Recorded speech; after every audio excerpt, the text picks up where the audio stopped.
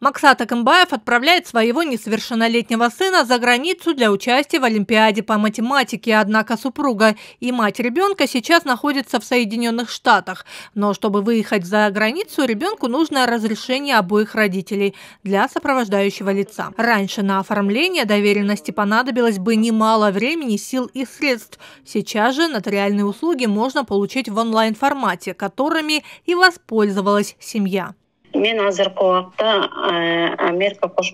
Так получилось, что по работе я нахожусь в США, а сына в ближайшие дни нужно отправлять на Олимпиаду в Казахстан.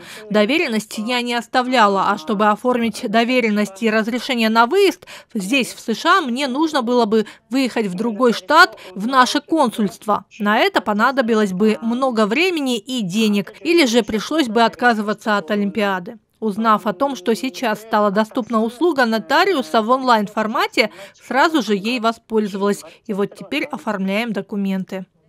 После получения разрешения все данные сразу же отображаются в цифровом документообороте. При пересечении границы сотрудники погранслужбы все документы могут увидеть у себя в системе. То есть гражданам даже не нужен бумажный вариант. Достаточно иметь цифровую копию.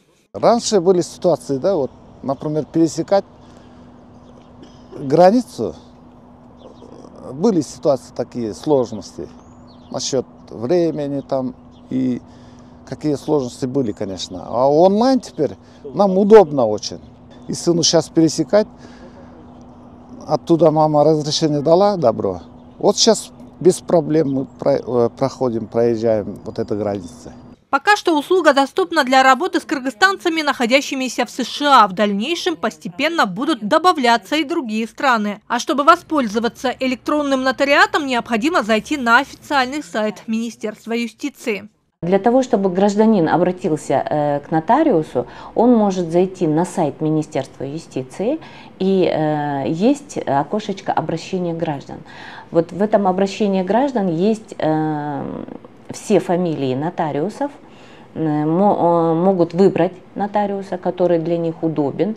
Для начала произвести определенную переписку, для того, чтобы какое нотариальное действие они хотят совершить.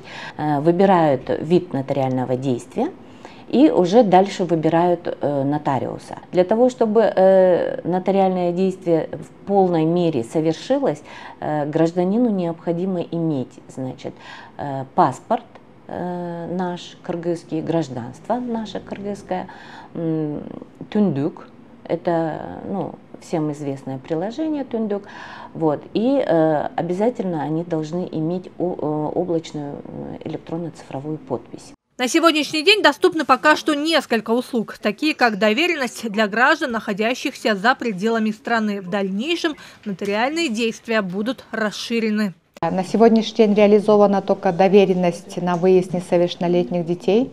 На сегодняшний день ведутся переговоры с Министерством цифрового развития, с ГП «Инфоком». Мы собираемся внедрить еще 4 нотариальных действия. Это согласие на изготовление заграничного паспорта, согласие на прописку, согласие на гражданство и согласие на отказ от гражданства. Я надеюсь, в течение месяца мы тоже будем говорить о том, что теперь